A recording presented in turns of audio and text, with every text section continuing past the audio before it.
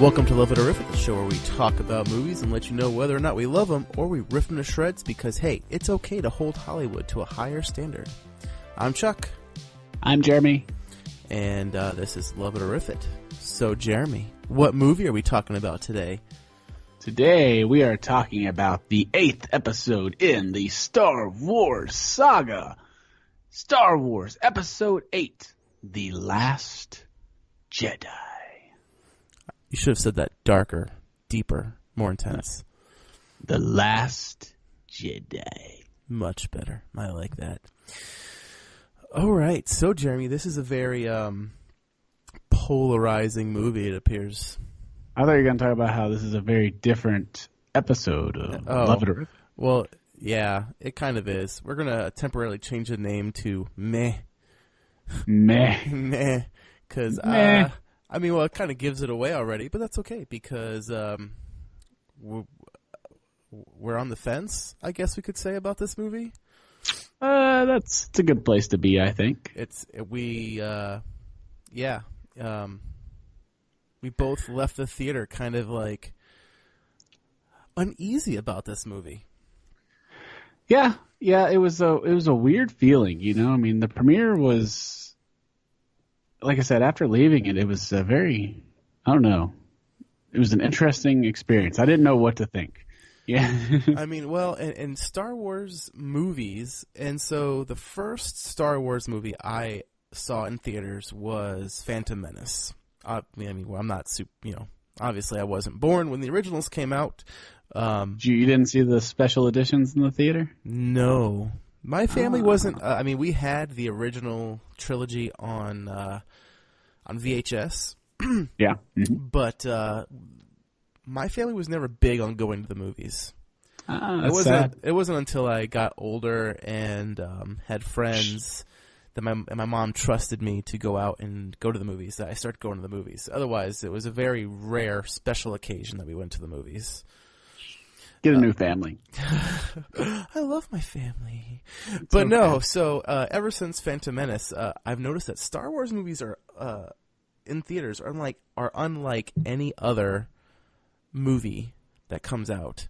It's an experience. People get into it. They clap. It really is. Yes. They clap, they cheer. They cry. It's fun. Yeah, they wear costumes. To me, that is the awesome movie-going experience right there when people clap when that Star Wars logo appears. I don't know, something about that.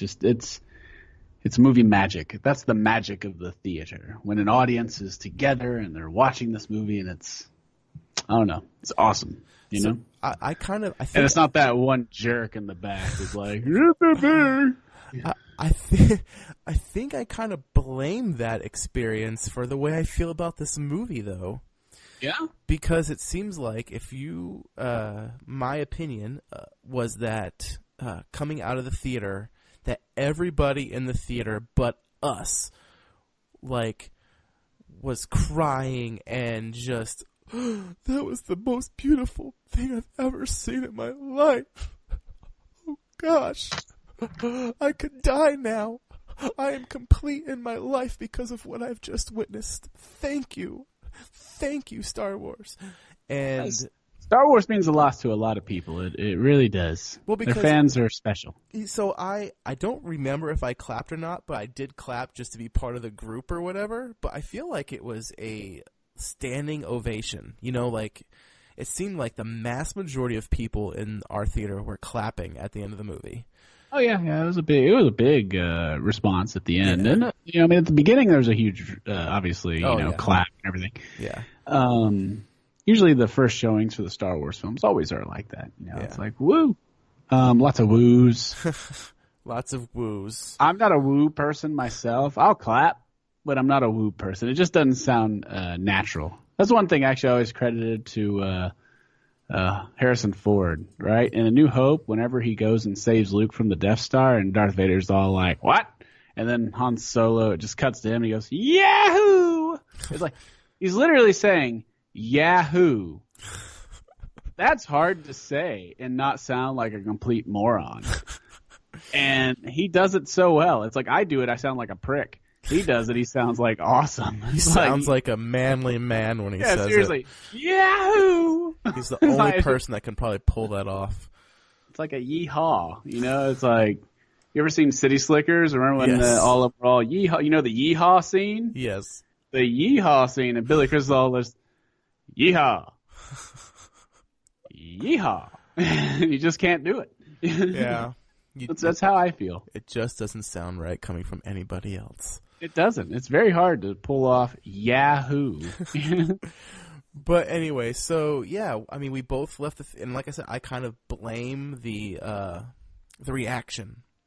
Like I left the theater enjoying my experience, like the experience as a whole. Like I left like, okay, I feel like I got my money's worth with the experience. But the movie itself, that was a huge butt right there. That was such a pause, and then it was dramatic effect. But I think I'm gonna bum bum bum. It's funny. I'm very weird when it comes to movies. I'm very critical when it comes to movies. Usually it's like, I'm usually not very much like, oh, it's the greatest movie ever, or it's the worst movie. I'm very much in the middle usually. It's like, oh, there's some parts of it I liked, there's some parts of it I didn't like, this didn't work. I mainly get negative. I focus on the negative a lot though, just because so many people nowadays see movies, and it really is such a extreme reaction to movies. Like, you know, like when a movie comes out, like Star Wars, you know, because it just came out. Yeah. Or Justice League, for example. Justice League. Worst movie ever. It was awful. It's like, it wasn't that bad. You know, I mean, it's got some bad parts for sure. It's got some good parts. It's a fun movie. Yeah. And then same you know, obviously the fan reaction to this one is split right down the middle. You know, you have fans who are like, oh, this was the greatest Star Wars movie. It's better than Empire. Which, no, it's not.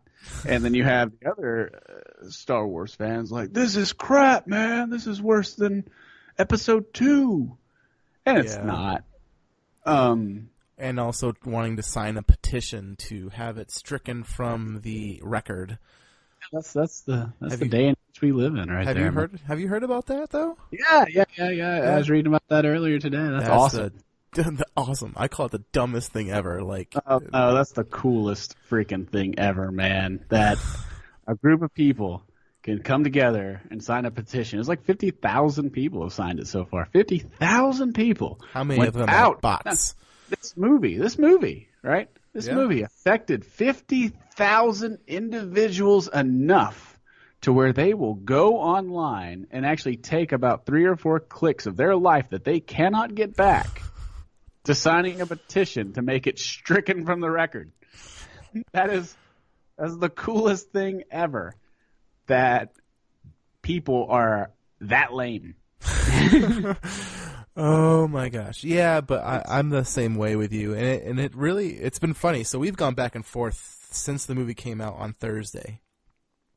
And it's like slowly, like we've been messaging each other back and forth and talking back and forth. And it's like, Chuck, you're starting to sound like me. Don't come to my side. Stay innocent. Stay away. But it's like this movie has been so polarizing. It's annoyed me to no end.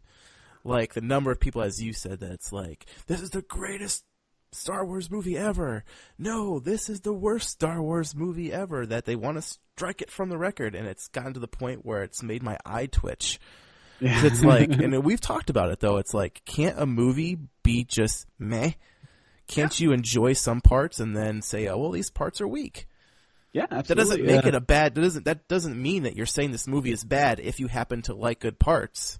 You know, and it's just like if you have bad parts, like you know, if you don't like a movie, there's, like you've said, this is your thing. You've always told me this. It's like you can tear any movie apart. There's still something good in that movie that you had to like. Like no movie is that bad where you're going to leave saying there was absolutely nothing I loved about this movie or even tolerated about this movie. Oh yeah, you can always find something good in a movie. But it's like with this movie, it's like, no, this movie is good or this movie is bad. There's no in the middle with this movie, and that's what's frustrating. Right. And it's funny. So I mean, yeah, we're talking about a lot about the backlash and the reaction to it and how it affects our reaction to it. So let's talk about the movie a bit. Okay, if we have to. And I'm going to talk about the movie by talking about. I left the theater, and on the way home, I was leaning towards very much not liking it. Mm-hmm. I really enjoyed everything with Luke and Kylo and Rey. Mm-hmm. And the Snoke thing, I'm 50-50 on. Yeah. I saw it. I was like, oh, that's cool. That's neat. I like how and we're going to get into spoilers right away here, folks. So, yes. Spoilers from here on out. Yes. I don't mind that they took Snoke out the way they did. Mm-hmm. I really don't. Mm-hmm. I like that they're elevating Kylo to the series villain. He's the main villain going forward. I think that's actually pretty awesome. Yes. Actually. I do wish we'd have gotten a little bit more with Snoke. Just a little bit about who he is, And I think it could have worked in that scene. In the scenes that he was in, we could have learned about him. Mm-hmm. And how he knows Luke and obviously like stuff like that. Like how he found Kylo and all that. But them killing him, I really don't mind. Yeah. I'm like, oh, that's cool, and it is really cool. I mean, you could pick it apart if you wanted. He's so powerful, he didn't sense that the lightsaber was turning on him and stuff. But I mean, I get the way they explained it in the movie, and it was an adequate explanation. So I'm fine with that. I'm fine with Kylo being elevated. I'm very much a big fan of stories where heroes become villains. Yep. Like one of my obviously like Anakin Skywalker becoming the villain. I very much love that. Breaking Bad, Walter White becoming the villain of the story. Metal Gear Solid, Big Boss was a hero and he becomes a villain. And it's very rare that those are told well. Yeah. And I've yet to get the story that I want with a good guy absolutely falling from grace and becoming the villain. Like believable. Mm-hmm. With Kylo, he kind of got a jump start because he's already the villain, but now he's like leveling up, I guess. Yeah. But I did like it. I just wish there was a bit more. Yeah. Well, it's and the complaint about it, I don't necessarily get because Palpatine fell the same way. If you think about it. Like, he didn't see Vader turn to the good side when he was killing, or when he was force lightning Luke Skywalker in Return of the Jedi, and then Darth Vader, picks him up and throws him over the ledge. It's kind of the same death in a lot of ways. Yeah. Blinded by anger or hate or overconfidence or whatever. Or just getting off on torturing somebody. Yeah. But I mean, come on.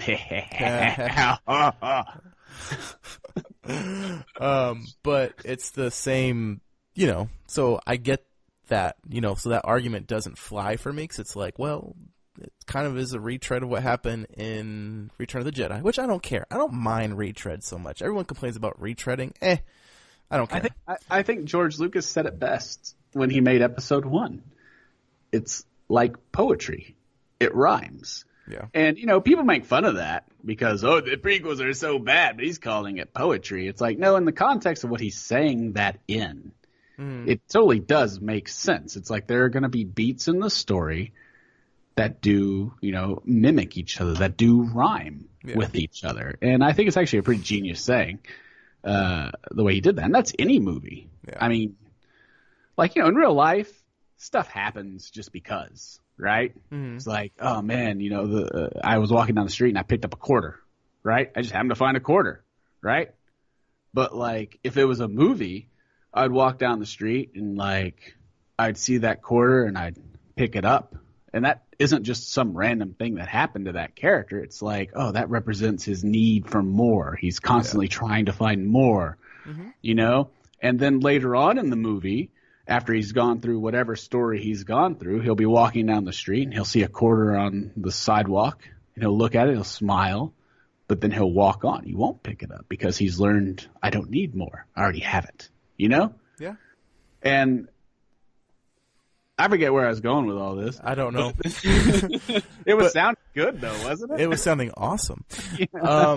But yeah, so I also did not mind the Snoke thing. It was a very shocking moment, you know? Yeah. It was cool 'cause you're like, you know, it's like, oh my gosh, Kylo Ren is turning good.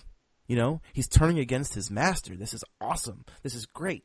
But then it's like we've talked about, when you step back and you look at it from the storytelling perspective, it's like, okay, well, yeah, that was cool, but the questions set up for Snoke from Force Awakens didn't get answered. Yes. His death happened purely for shock value, and also probably because Rian Johnson didn't want to deal with Snoke, which is kind of the vibe that he's been giving off in interviews and that kind of thing. It's like, I didn't feel the need to have to explain Snoke.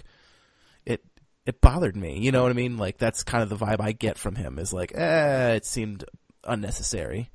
That it would bog down the story to sit there, well, Snoke is this guy or that guy, and then Rey would respond, who? And they have to go into the whole backstory, which I kind of get. But there's creative ways to tell a backstory without having to say, well, this is who I am, and this is my motive, this is why I became who I am. And yeah, his answer there, while I get, and it's valid, you know, it still is, it's like, there's creative ways to do it. I mean, you just can't say that, I couldn't do it, because it would have been lame. It's like, yeah, there are ways to do it. And his other excuse was like, or not, I don't think it was him, but other people I've read online have said, oh, well, they can't, you know, no matter what his answer was, you know, whether Snoke was Plagueis or Mace Windu or somebody, people are going to complain about it. And it's like, yeah, so what? Stick up for your answer and just deal with it. Choose somebody. Give us a backstory. Let it be a nobody. You know, let it be some new character that has been developed, that isn't in canon that everyone worships nowadays. The only issue that I really have, I guess, with the Snoke thing, and this kind of leans towards the bigger story being told in the sequel so far, is Kylo killing him. You know, he did backstab him, almost literally. Mm-hmm. And it's a trick, you know, but we just saw how powerful Snoke was, and Snoke was pretty powerful. And I'm not saying that, oh, he should have been so much more powerful that he should have seen it coming. I'm not saying that. Mm-hmm. I'm saying that Kylo is now the lead villain, and he just doesn't feel like a bigger threat than what Snoke was. Yeah. You know what I mean? Like, so far, Kylo has lost every fight that he's been in. Yeah. Like, you know, Vader didn't lose a fight until Return of the Jedi. Mm-hmm. You know? And so it's kind of like, well, I just don't believe, I mean, he is a worthy villain yet. But this is what's kind of cool about the sequel trilogy, is they're also giving an origin story for the supervillain, while at the same time giving an origin story for the villain. You know what I mean? They're almost telling Luke's story in the reverse with Kylo, you know? Yeah. It's like, here's a hero rising up to become a hero, while here's a villain rising up to become the super villain, if that makes sense, you know? No, makes perfect sense. Yeah. Yeah. Like I said, there's just, the whole problem with this movie for me just stems from the neglect of the material that was set up and the questions that were set up in Force Awakens. Like, that's my problem. Like, there was questions asked in Force Awakens that they just decided, hey, we don't want to spend the time to answer these questions. And that's what bothers me about this movie. Yeah, that's fair. I think it's more than fair, actually. There's some other things, but yeah, there's other parts in the movie, and then we can nitpick other stuff, like, what is it, Canto Bite, or whatever it's called. That whole sequence. Canto Bite was the worst. It's not horrible. It really isn't. But I walked away from hating that whole part. I really did. Really didn't like it. And I didn't like most of the Resistance story, in all honesty. Mm-hmm. There was a lot of just like convenience and contrived drama in it. It's like, okay, why is this person doing this? Like Holdo keeping the plan from Poe. Poe. Yeah. It's like, why didn't you just tell him? I mean, Yeah. it's easy. I mean, it's like, oh, well, he just got demoted. It's like, yeah, like 2 seconds ago. I mean, he was a commander. I mean, Yeah. and even then, though, it's just like, I mean, now if they would have done, it would have been a simple story tweak to actually make that believable. It would have been like, oh, we're being tracked. There must be a traitor on board, right? Yeah. And if they would have just planted that seed that there could have been a traitor on board, Mm. then we would have had reason why Holdo was keeping it a secret from Poe, and we would have had reason for Poe to go to, kind of not trust her and then go straight for mutiny, Mm-hmm. And they did.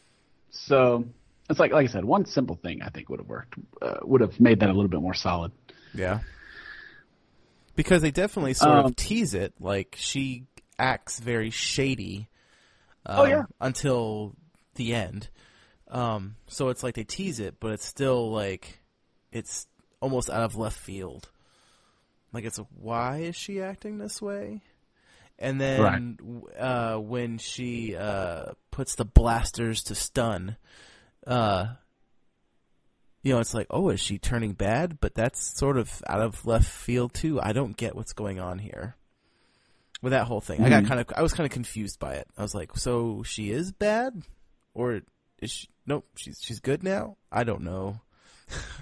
That's the way I was. Like that whole stuff with her and Poe just sort of left me all confused.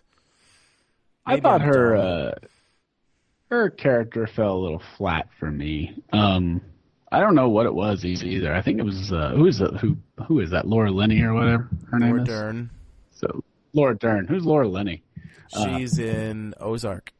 She's Ozark. Yeah, I always get them mixed up. I do too. But Laura Dern in it, I don't know why. Just like some of the lines she delivered, I was just like, yeah, I'm not really believing you. Yeah.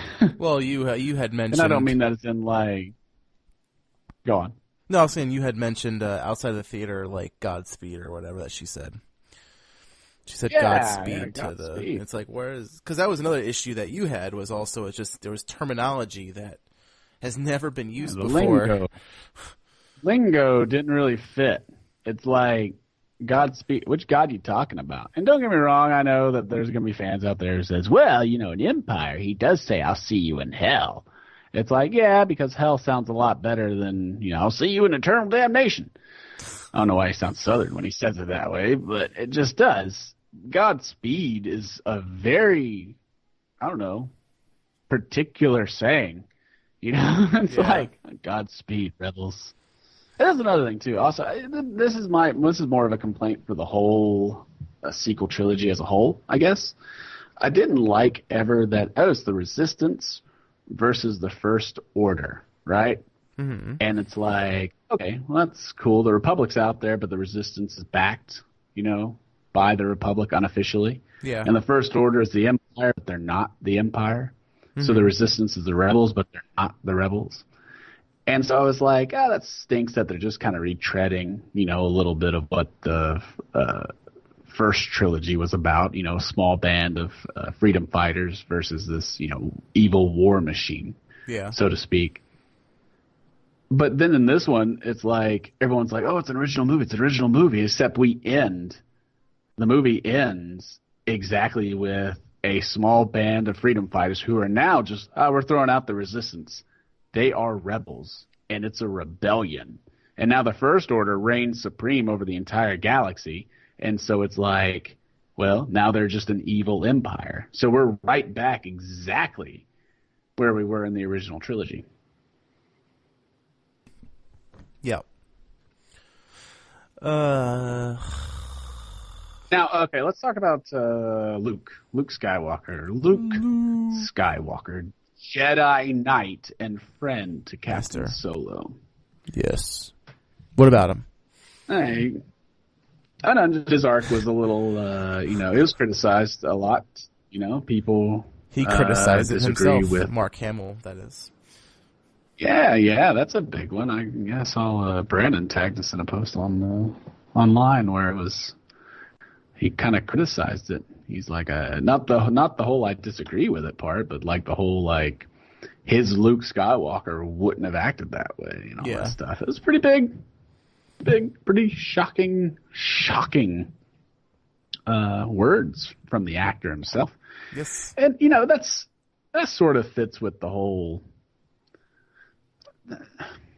Like a big criticism, I think, of the movie, and one that I had coming out of the theater especially, was this movie seemed like such a disconnect, such a reset button from what The Force Awakens had done. You know? Yes. Like when Luke at the end of The Force Awakens is staring at the lightsaber, he has tears in his eyes. You know, he looks real intense and he has tears in his eyes.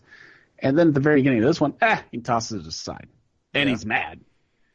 And it's kind of like, I just don't believe he'd go from the tears in his eyes to that, in a matter of seconds, Yeah. But yeah. But I will say about Luke Skywalker, I did enjoy that little montage on what does Luke Skywalker do on a day-to-day basis on this island. He goes fishing with a giant spear.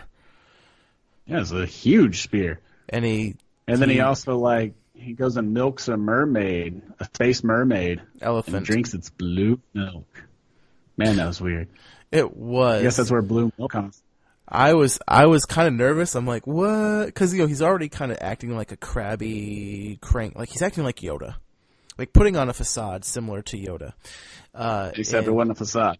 No, but I was like, oh my gosh, is he going to go and actually suckle on that elephant thing? Teats. And so I was like, red and swollen, and it's just like. Man, dude, they went for realism. They did, and I was very nervous. Like, oh, please don't suckle. Please don't suckle. Oh, thank gosh, he has a bottle, like a baby. He's got a baby bottle. Yeah. But no, like you said, the whole thing with Luke and Rey on the island, I enjoyed. Like, I didn't have any, other than I didn't really care for him being, other than the fact that I guess you can explain it away. He's been on this island, kind of. Although there's those nurse people, those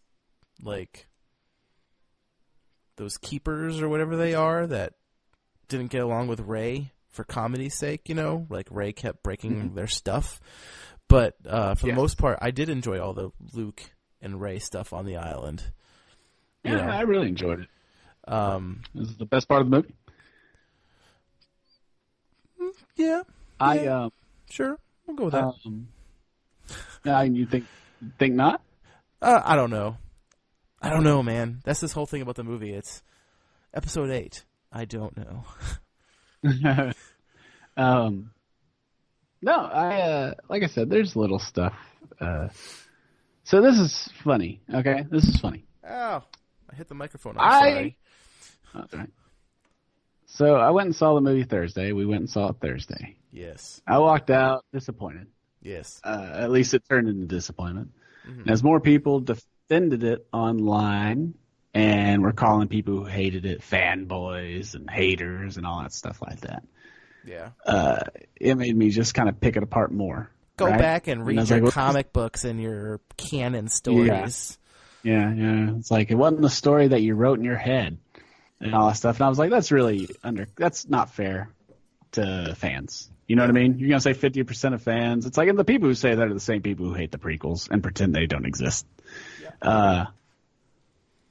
And so I went and saw it again on Wednesday, I think last night.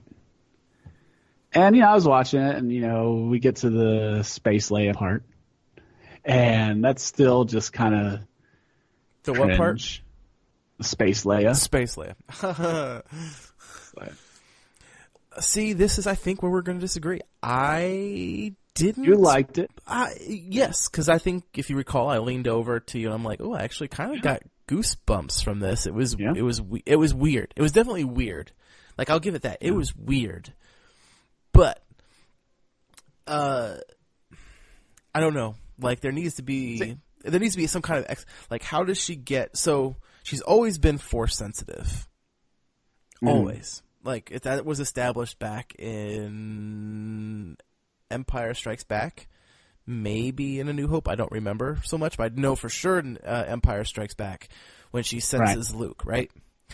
And then, they tease it again, I think in Return, I don't remember, but definitely in Force Awakens when Kylo kills Han Solo. Spoilers. No, just kidding. That was a joke. No. Anyway, so it's been established that she's Force sensitive, but how does she get from sensitive to it to being able to survive in outer space? I don't know, but I was okay with it. I was like, you know what? It's not like she's not Force sensitive, and then now she's living in outer space flying.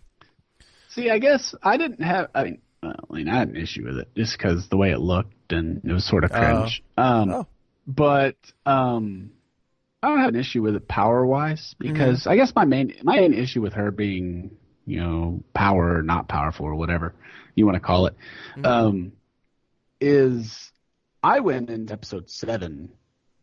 It's like, oh, well, Leia is obviously going to be a Jedi. She's going to know the Force. She's going to have trained, with Luke. And Return of the Jedi even sets that up. I mean, Luke says to her in Return of the Jedi, it's like, no, you have that power too.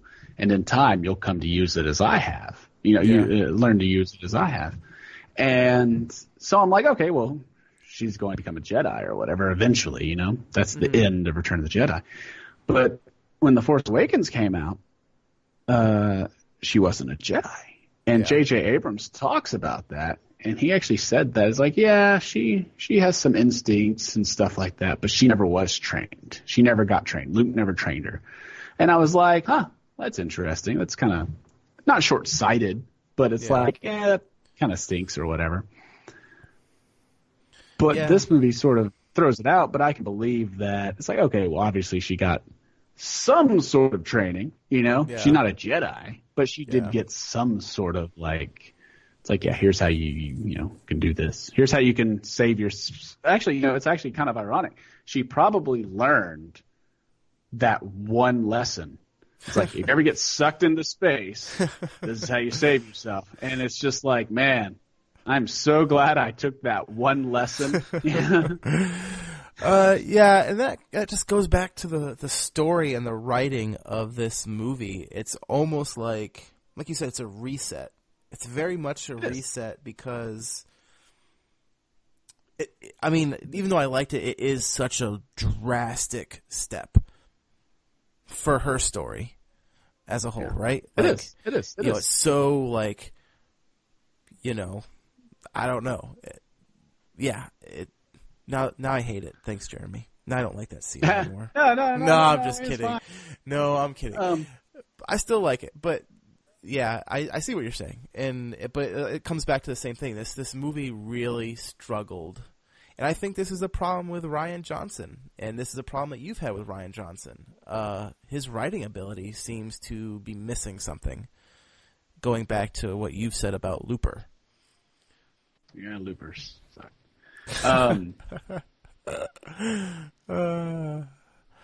Where he just does stuff. He breaks his own rules. He breaks the rules that he establishes, and people give him credit. Oh, that's a sign of genius. Being willing to break your own rules. No, that doesn't work in storytelling. I'm sorry.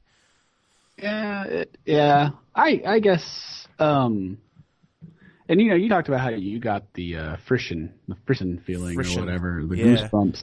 Yeah. When that happened, and when I saw it on Thursday, not once did I ever get those goosebumps. I never once got the frisson feeling for anything. Uh-huh. And it sucked, I was like, man, that kind of stinks, Yeah. So I had issues with a bunch of stuff, there were some story threads that I'll admit, it's like, I wish this would have gone that way or that would have gone this way, but from a script point of view, it didn't work. It just didn't work. So yeah, it's even the lingo or whatever, right from the beginning, holding for Hux. It's that's the thing about the humor too. The humor was actually kind of fun. It was funny. Oh yeah. They just took it too far. They always took it a step too far. Yeah. It's if they would have just done the holding for Hux, and then he goes, yes, I'm here. It's oh, okay, cool. They could have, gone past it, but they didn't. Like the porg or whatever, Chewbacca eating the porg. It's when he first goes to eat it, he sees the 3 standing there looking at him. And then he, yells at him, and they fly away. And that was funny. Yeah. But then he goes to eat it again, and then there's another Borg there who has the most cartoonish-looking, frowny, just scared, shocked face. Yeah.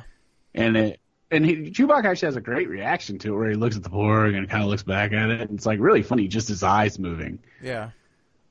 But it's like it's too much. It just went too far. He went into the realm of children, which is what these movies are made for. But too childish. Well, then, and going back to the Huck stuff, that's another issue I had with it, is like the drastic change of character from one movie to the next. And the biggest example of that is General Hux, in my opinion. And I think you share that as well, where it's like in Force Awakens, he's essentially Hitler, for the lack of a better term. Mm-hmm. And in this movie, he's the comedic relief. Yeah. He's played as a bumbling general, and it's like, oh, I'm a cartoon villain now. Yeah, and it's like, it's like, you can't do that. Like, that's the problem. Like, the problem with this movie, Rian Johnson did stuff that you just simply can't do. Because now... And it's funny, too. Go ahead. Oh, it's funny, too, because it's like, at first I thought, like one of my favorite new characters in the movie was Captain Kennedy. He was the captain of the Dreadnought. And the actor who played him was fantastic. Like when they were talking about the ship, taking out all the turrets and everything like that. He goes, he's taking out the turrets, He goes, of course he's taking out the turrets. It's like we're gonna deploy our fighters. What we should have done 5 minutes ago. And I was like, oh man, this dude's awesome. He's like a grizzled old captain. He's just he was cool. And they killed him. They did. They kill all their cool characters. Not and General Hux survives. He does. They killed the coolest character ever. The Porg. Needlessly. But I'm not going to talk about that. Okay. Anyways, so the Resistance storyline, the casino planet, and all that stuff. It was the weakest parts for me. It really was. Yeah, and it takes up a big chunk of it too. Yes, it does. That's a lot of Finn's storyline in this, though. Is like everything Finn does in this movie, other than helping establish a new character in Rose, he fails at miserably each time, and it's like almost like it wasted our time with it. Like if it was small little moments that he fails at, okay, that's fine. But like you said, it's like 30 minutes of this movie is the casino stuff. And it was all for nothing. Like there's several things he does in this movie that are like, we need this to happen for us to succeed. And then he fails at it, but it's like, it's okay that you failed because we have a backup plan now that works just fine. Like the whole, we need to get the hacker dude, Benicio del Toro's character. And it's like, well, at the end of the day, you didn't need Benicio del Toro because you still succeeded at what you needed to do, what you needed him for. Yeah. I mean, it took a drastic measure to do it, but still. All right. And it's I don't know. It's funny. Okay, so, I didn't like that storyline. And at first I thought it was actually a plot hole, but it actually made sense the second time I watched it. About when he betrayed them. Yeah. I was like, well, when did he betray him? That makes no sense. But it actually, I thought, I was like, was he a plant the entire time? Like in the cell? But it wasn't. He actually didn't betray them until after they got caught. And so it actually does make sense. Yeah. In that regard. Now, so like Luke's thing at the end, it was pretty cool. I wanted more. I wanted him to be cooler. Obviously, I wanted a lightsaber fight. I wanted him to have his green blade. Yeah. But it was still cool. I mean, they still made him awesome. Oh, very and much it actually so. would have been great. It would have been great. Everything he says in that scene is awesome. Yeah. But then they go and they kill him in the very next scene. He dies for no reason. Yeah. No reason whatsoever. And it makes his arc incomplete, I think. Because this whole thing when he faced Kylo was, okay, this is what I'm doing. This is how it's going to go. I'll see you around, kid. Yeah. And then he dies, and it's like, oh, you won't see him around. And people are, oh, he'll be a Force Jedi, and, a ghost, a Force ghost. And I'm like, yeah, but that's not the same. It isn't. I mean, it's not. He will technically see him around, though. It just won't be person to person. It'll be force ghost to it'll be a haunting. Like I said, I think I would have loved it had he not died. I think I would have liked that arc more had he not died. Yeah. Now here's the thing. Even during that scene, I didn't get the frisson or anything like that, and was like, it's okay. The movie. I think I was just so in shock by what was happening. Mm-hmm. But yeah, so yes, and like also, he was like a force apparition or whatever. Yes. But so were the dice that he gave Leia, and then Leia leaves those dice behind. But then like Kylo goes upstairs and sees those dice on the ground and picks them up, and then they fade away. Yep. And that's like after Luke died, I think. So that's what killed him. It was him just trying to keep those dice manifest. He hadn't done that. And see, that's the thing. Him dying comes out of nowhere, right? He just dies. But they actually do set it up with one line that is, it's a bit of not a stretch of a line, but there's a stretch to it. Like when Kylo first sees Rey and they have their little, telepathic link or whatever. Yeah. He says, "Are you doing this?" Of course not. The effort would kill you. That's what he says. Yeah. And I was like, okay, I guess astral projection would kill her. But to me, I was just like, well, he's talking about her, though, because she's untrained, doesn't know how to do that, But Luke, he's a master. He could do it. Well, you don't believe it was now his heart is at peace because he knows that he's not the Last Jedi. Now that Rey will live on. I guess. I don't know. Like, but I do agree with you. And it was really funny because we're all trying to guess, like, okay, well, I guess he stopped at the store and dyed his hair and got a haircut and all this kind of stuff. Don't you remember, though, when he first walked in and was talking to Leia, I leaned over to you and said, "This isn't real. This isn't real." Yeah. You remember that? I do. I said that.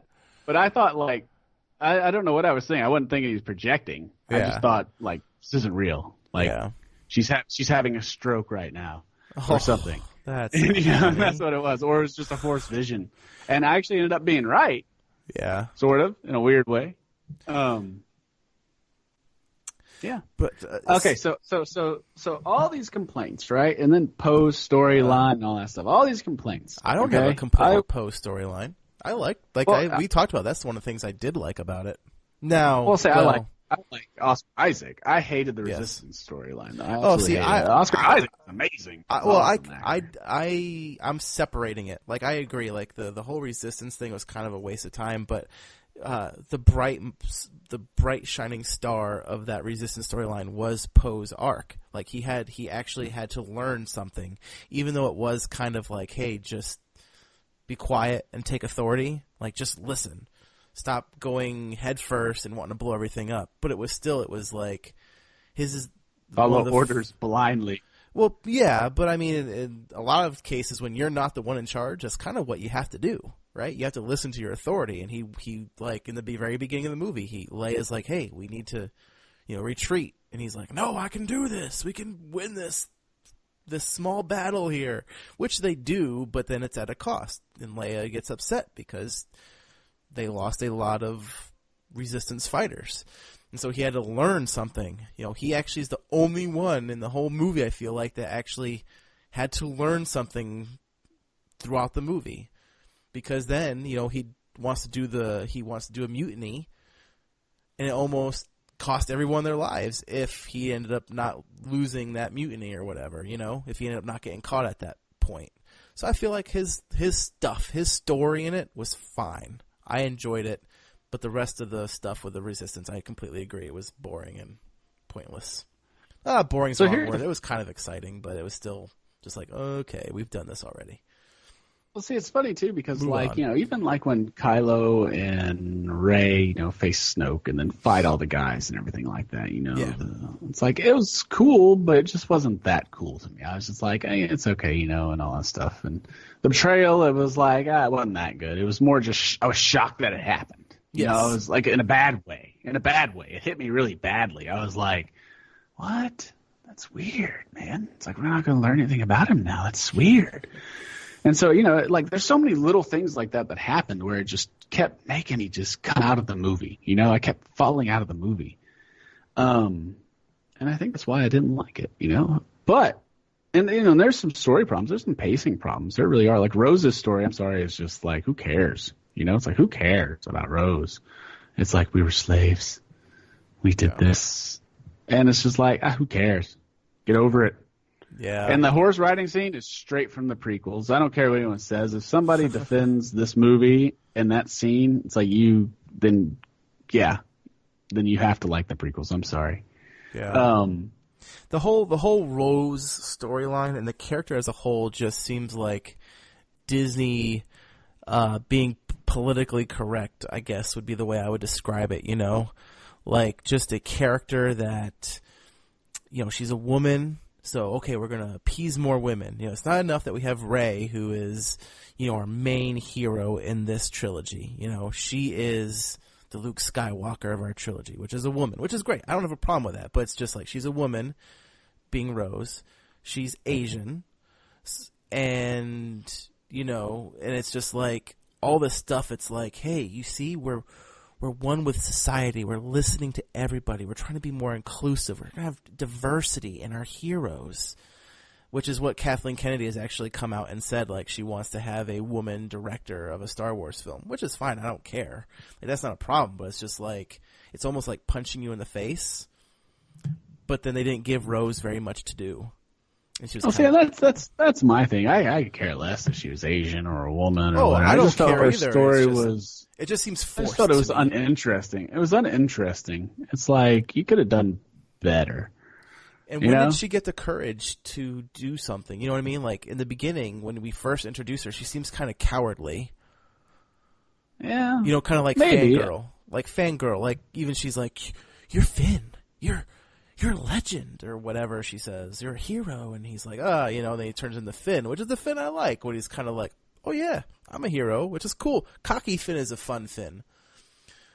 But he has one of my favorite deliveries of "May the Force be with you" ever. I think it's so funny. He's just like when he tries to get her to go away, he's like, "Oh, thank you," and then she's still just standing there, and he just goes, "May the Force be with you." Yeah, it's like, that's so funny. It's actually funny. It's actually weird. Out of all the lines, that was one of my favorites, but also Benicio del Toro's character, as weird as he was, he had one of my favorite lines of the whole movie. What was that? And it flies in the face of kind of Star Wars, because he was that gray character. It's like Star Wars is very much good versus evil. It's like this is a good guy, that's a bad guy. Yeah. Benicio del Toro's kind of there. Oh, this is a gray character. He absolutely is gray. They're trying to introduce the grayness to it, which that's fine. No gray Jedi, thankfully. But him, he has a great line when he betrays them and sells them out to the First Order. He's counting his money. He's about to leave. And then Finn yells at him. He's like, "You're a traitor," and all that stuff like that, which is funny.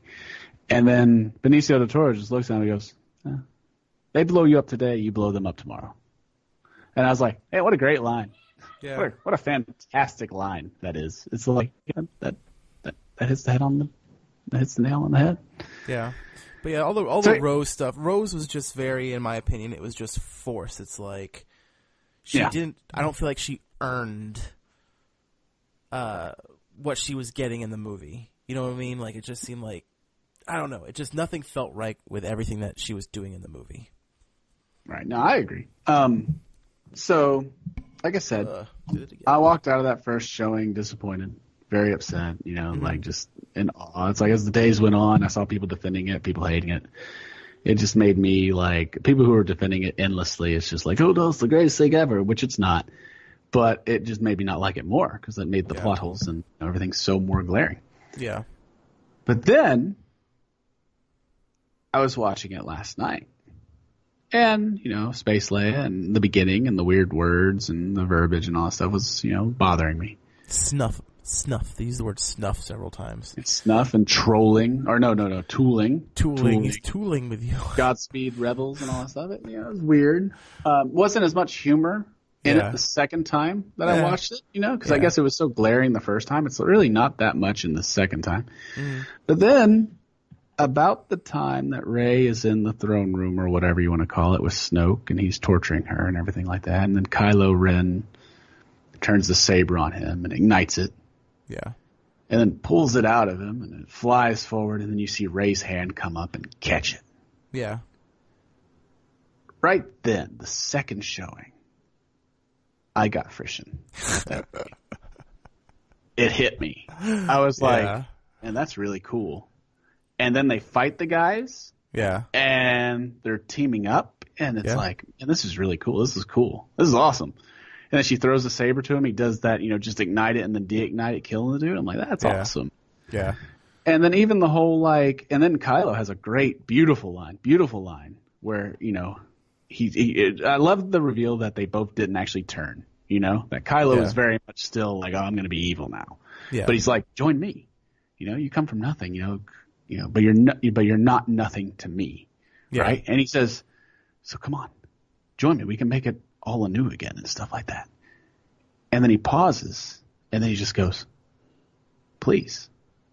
And I was like, what a fantastic line that was. What a great line. I was on the fence after Force Awakens with Adam Driver and Kylo Ren as a whole. Like, I wasn't like, I didn't hate him. Like this movie, I didn't hate it. I didn't hate him. I didn't love him, but I was like, he hadn't grown on me yet. But with this movie, like, he is, I mean, I know it's a podcast, but like he did so amazingly awesome in this movie. Well, see, I loved him in The Force Awakens. Like him, like a lot of people were teasing about the temper tantrums that he threw. And I loved that. I actually was like, man, that's how Luke should have been. Just like, oh, I'm just so angry. I'm just going to destroy this frickin' console. Yeah. And I thought they did a great job with him. And this one, I was actually thinking, I was like, man, he's actually one of the best. I think he's the best character of the new cast. In all honesty, the new set of characters, he's really become like one of the best characters there is. He's had the most range in performance, like that line. Like, so I don't know if I got frisson during that, but it was definitely like a really, like I said, it was the death of Snoke was more of a shock for me. I was like, oh, okay, well, that's crazy. And the fight stuff, and then yes, when she caught the lightsaber, I was like, oh, that is really cool. But yeah, when he says that, please, it's like it's almost like that innocence. It's like, hey, I need somebody. Yeah, like, alone. I'm scared because I'm alone. Yeah, it really is. You awesome. know what I mean? And it was like, it's just, And see, and then onto Adam Driver. Yeah, and from there, the movie went on, and Yoda shows up, and the first time actually in the movie, I thought Yoda looked weird as all get out. I was like, man, he looks so strange. Yeah. Like I made the joke that like when it came time to film it, because he's a puppet, they were like, all right, it's time to film. Where's the puppet at? And like the PA or whatever left it in the car like all day, like in 90-degree heat, and so it melted a little bit. And so I just thought he looked odd. Yeah. But, after the movie and all that stuff like that, I was just, I went back and I was watching Empire Strikes Back just, because I just was like the scenes from Empire. And those scenes are amazing, by the way, because everyone always credits Yoda, oh, he's a puppet and everything. And that's why he's so awesome. And Frank Oz, he was amazing. You believed him. Yeah. And that's true. There's a big chunk of that reason why. But, a lot of credit, and I'm going to follow up with this, but a lot of credit goes to Mark Hamill for those scenes, though, too. Mark Hamill is an amazing actor. He really is an underrated actor, especially for the Empire scenes where he's literally talking to a puppet. Yeah. And his performance is so earnest and so real in that. He makes you believe he is talking to a creature. Yeah. Like a real live alien. Mm-hmm. And I don't think he gets enough credit for it, in all honesty. But after seeing that Yoda, and then seeing the movie again, he actually does look like Yoda from Empire. I think what happened with me anyways, I've gotten so used to seeing Yoda, which you see way more of Yoda in the prequels. I've gotten used to CGI Yoda, who does not really look like Yoda in Empire. Too polished. Yes, too polished. And so, I was like, oh, that doesn't look like Yoda. But he really does. He does look like Yoda. That was one of the things I didn't agree with you with after we left the theater. You had, like you said, an issue with Yoda. I'm like, no, I thought it was great because I'm like, I'm glad they didn't go CGI Yoda. Yeah. Like they went puppet Yoda, which like at least made me feel good inside. I was like, oh, thank goodness. It's not crappy CGI polished Yoda. It's a But yeah. And this is something I picked up on too. Actually, when you see Rey leave, it actually does show her close the drawer of the Falcon where the books are. You actually see that. I didn't pick up on that the first time. Yeah, I didn't see that. But then when Yoda burns the tree, Luke says, "Oh, what about the sacred text and all that stuff like that?" And Yoda says something. I can't remember what he says, but he says, "The books contain nothing that the girl doesn't already possess." Yeah, I do remember that line. And he says pick that up because he knows that she took the books. Yeah. And I thought, she's a scavenger. Yeah, she's a scavenger. So I thought that was kind of cool, I guess. Yeah. Anyways, that made me like it that a little bit more. But that, if you think about it, that sets up the possibility of because Yoda, through, because he's a ghost, he summons lightning to blow up or catch the tree on fire. Mm-hmm. So that could set something up for the next movie, Episode 9, where, yes, Luke is a Force ghost, but that doesn't mean he can't interact with the physical realm or world, whatever you want to call it. Unless we do something else. J.J. Abrams is like, I hate everything Rian Johnson did. I got to reset everything in this finale of this trilogy. Yeah, this is something that I'm continuing on with my second viewing. I'm sorry. That's fine. But this is interesting, actually, because, it actually ties in. It's going to sound like I'm rationalizing, but I'm not rationalizing. Okay. So, when Luke shows up and faces Kylo and everything like that, this whole second time, I was just totally into it. I was, getting goosebumps and everything like that. Everything Luke said, Mark Hamill is amazing in this movie. He really is. I mean, it's you compare, out of all the original three, that came back, Carrie Fisher, and Harrison Ford was the big one in The Force Awakens, right? Yeah. Harrison Ford has lost. He's lost it. He's lost his edge a little bit. You know what I mean? It's he's not Han Solo. You know what I mean? Or some of his lines are a bit clunky the way he delivers it. You know what I mean? Yeah. But Mark Hamill, though, I think he's still the best out of all of them. You know what I mean? Harrison Ford's got the cool presence, but Mark Hamill, if you look at these movies, it's who's the best out of the returning cast? I think Mark Hamill, hands down.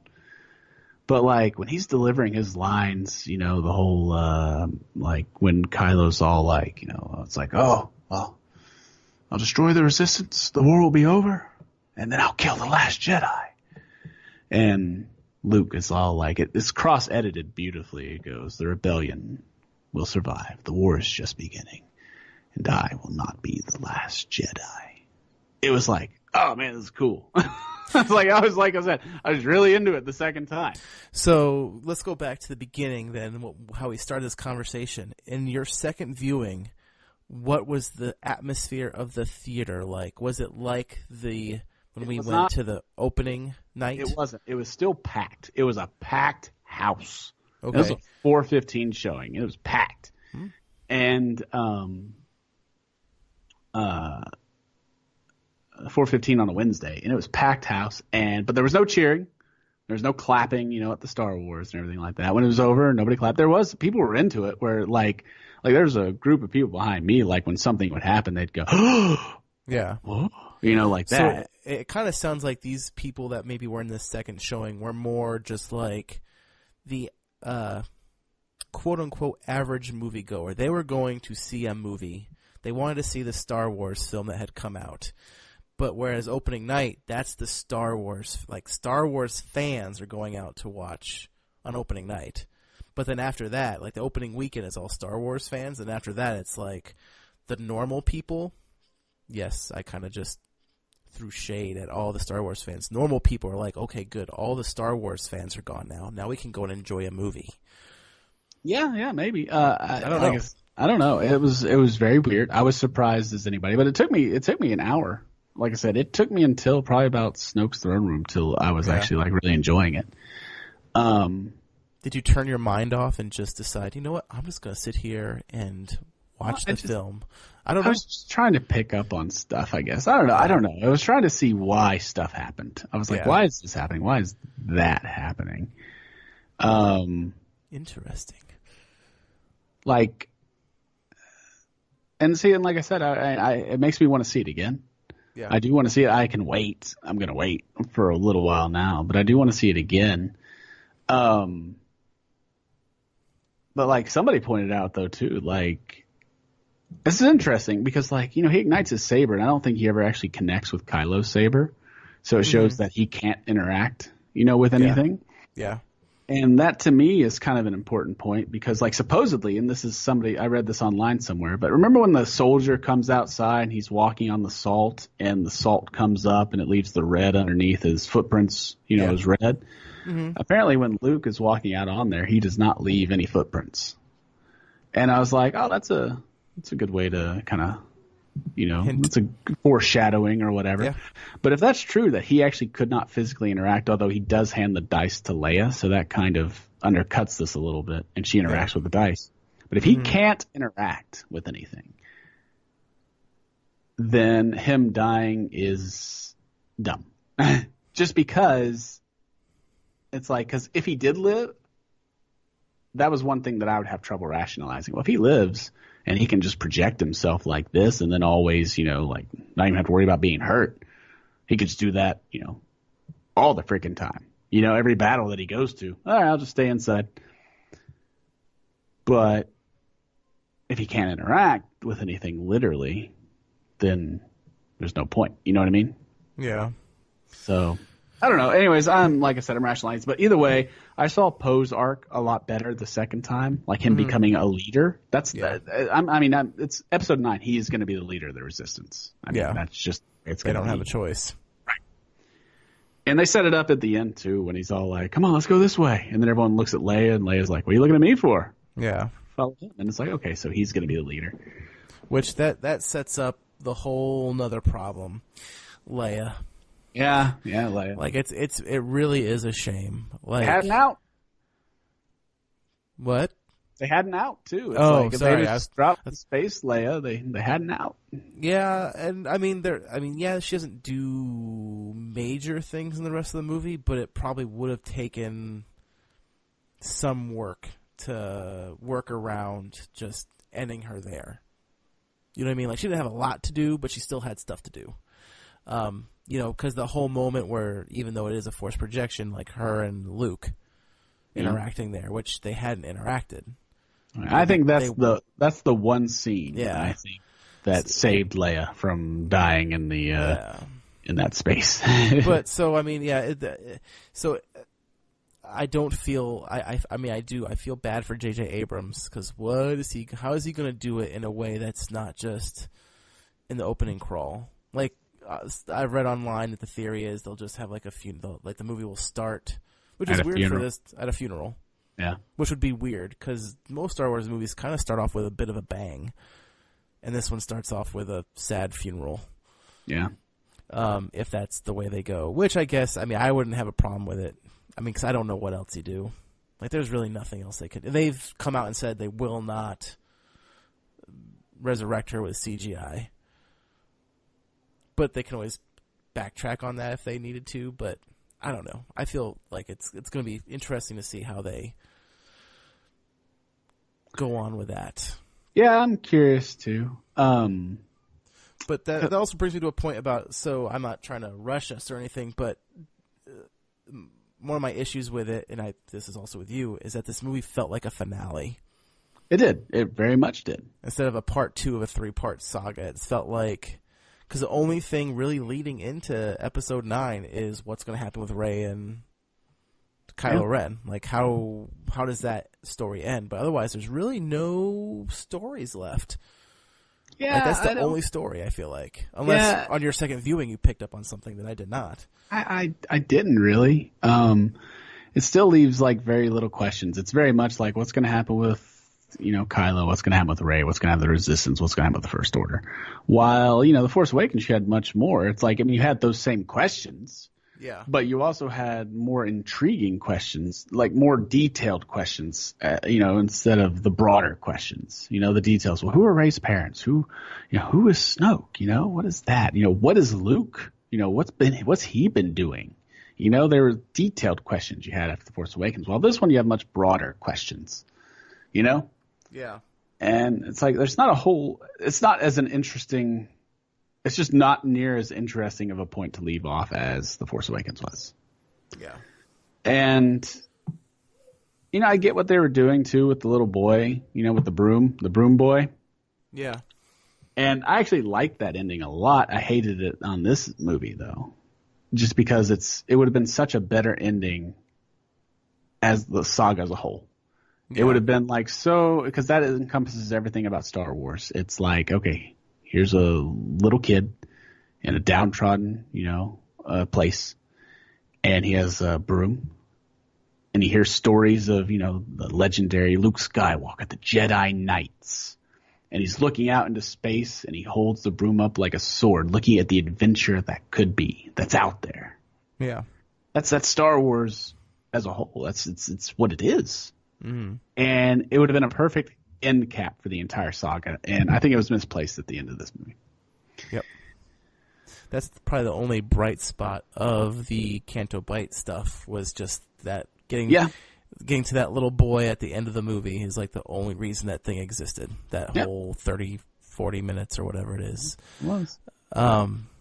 Like I said, there was a lot of things I did enjoy about this movie. Like I said, I left the theater really, I felt like I got my money's worth. I was entertained.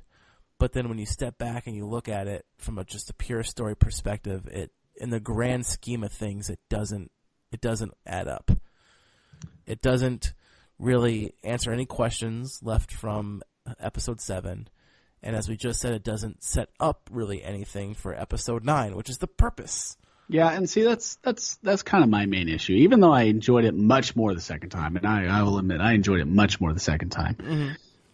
It still has a problem that it does not feel like the middle chapter of a 3-part story, right? Yeah. Of a 3-part trilogy. Mm-hmm. But worse, it doesn't feel like an episode 8 of a 9-episode saga. Mm-hmm. It's like it just doesn't. It feels almost like we didn't make that much grand steps forward in the story. We made little steps forward, Yeah. If that makes any sense. Oh, yeah. So, go ahead. No, I was just going to say, I think it was better the second time. Yeah. It still has that flaw to it, I think. Yeah, and I think, and I've said this to you, it kind of, in my opinion, hurts Force Awakens a little bit. It does. It really does. Because you can go back now and watch it, and it's like, so I know people, which is weird, I always thought people really were intrigued by Snoke, unless people are now trying to rationalize episode 8 by saying, I didn't really care about Snoke in the beginning. He was kind of stupid, which is kind of one of the things I've read online. I'm like, I don't know about that. Yeah, a lot of people are trying to, they're saying that now, where it's like, he was just a ripoff of the Emperor, that's it, so, whatever, who cares? Yeah. They killed him, that's good. And it's kind of like, It kind of, because he was a big part of, even though he didn't have a lot of screen time, but he still was sort of like, he hovered over. He was a driving force. He was a driving force, yeah. Yeah, and so now, you go back and you can watch episode 7 now, and you're like, okay, well, I guess it doesn't really matter now. Right, yeah. It doesn't matter. And so one last thing, I guess, Rey's parents. That was one of the big questions that needed to be answered. Who are Rey's parents? Is it Han Solo? Is she, Kylo Ren's brother or sister? Or is she the daughter of Obi-Wan Kenobi? I think, and spoiler alert, I could be totally wrong on this, obviously. She is nobody, right? Her parents are nobody, but I still question whether or not that's true, in all honesty. Because it did come from Kylo Ren in an attempt to maybe deceive her to come to the dark side. And he does say, but you always knew that. You just hid it away. And she says yes. But Snoke was the one who was feeding those visions to them. Yeah. Right? And he was the one making that possible. And Rey says, it's like, I saw you turning. I saw you not bowing to Snoke and joining the light side. I saw it clear as day, clear as I see you now. Mm-hmm. And then Kylo says to her, it's all like, I saw the opposite. I saw you turning to the dark side. And it's all like, okay, well, obviously both their visions were wrong. Yeah. Mm-hmm. And also, unless they totally just throw it out, which I don't see them doing, the lightsaber in The Force Awakens did call to Rey. Mm-hmm. And Maz says this was Luke's lightsaber and his father's before him. Why would they? And then she says, and now it calls to you. Why would they put that in there if she's not somehow related? And the grand scheme of it too, the Star Wars saga is about the Skywalkers. Yeah, that's what it's about. It's their saga. Yeah. You can say, oh no, it's actually about this and that, the Empire. It's like, no, it's not. It's about the Skywalkers. Yep. Out of the 6 movies, the main arc out of all 6 have been about the Skywalker family. Yep. This one's no different. And is the Skywalker family, is it going to end with only one Skywalker left? It's Kylo Ren, who's not, he's a Solo, but he's still a Skywalker. Yeah, bloodline. But is that really how we're going to end this family story? The last one, he's evil, and yeah. Then we kill him. Yeah, but to be honest, I didn't care. Like, I didn't mind. Like, people were a little upset that it wasn't, her parents weren't somebody of significance. But I was like, you know what? I'm fine with her not. I'm fine with her being it from nobody, because it kind of expands the universe at that point. Like, it's not just about the Skywalkers anymore. Like, there are more Jedi out there. There are more Force users out there than just the Skywalkers, But like I said, it's going to be interesting to see how J.J. Abrams approaches Episode 9, because is he going to go ahead and maybe continue what he started in Episode 7 and not necessarily disregard Episode 8, so to speak, but, try to, right the ship that he started, Like, this was supposed to be his trilogy, from what I understand. And then he decided, or at least he was going to oversee it or something. I don't quite remember, or whatever, because he obviously wasn't going to direct Episode 8. And he wasn't even going to do Episode 9. It wasn't supposed to be like Colin Trevorrow or something like that, I thought. Right, yeah. And then they dropped him. So I don't know. It's going to be interesting to see what they decide to do. If they do decide, no, that's not true at all. She is, your sister or something of that nature, Right, yeah. And also with Captain Phasma, which we didn't touch on, I think she's going to be back, too. It's like, it just seems it would be dumb not to bring her back, it was kind of like a big deal about this character when they brought in when Episode 7 came around. And then in Episode 7, she was kind of easily defeated. And then in Episode 8, she was easily defeated and presumed dead. Unless they bring her back, unless she didn't really die, which is possible. Right. But it's still another thing where it's just like all the stuff people liked in Episode 7, Rian Johnson said, yeah, I don't like him so much. It's too bad. It is. But I didn't care about Phasma to begin with. I said that if you watch our predictions episode, I said the same thing. I didn't care about Phasma so much in Episode 7, so it was still interesting to see Rian Johnson just like, I'm going to go ahead and kill her. Or make you believe that she's dead. Yeah. Without seeing her corpse mutilated or something. But yes, Jeremy, so I guess, you know what? I don't know if we need to, do we need to give a score for this? Nah, I don't think so. Because I don't know what I would rate it. No, I don't know what I'd rate it. I'm going to rate it a 5. Just because I'm going to give it a 5 too. I know that it's like, because it's like, it's okay. It's meh. Yeah, it's meh. It's good, it's bad, and everything in between. Yeah. It's, we didn't get a gray Jedi in the movie, which thankfully we did, but we did get a gray movie. A very gray movie. A very gray movie. It both has the light side and the dark side. It does. Brought it full circle. It really did. But unfortunately, a lot of fanboys were very sad and left disappointed that they did not get their coveted gray Jedi. So it looks like these 2 old dicks were correct. Yeah.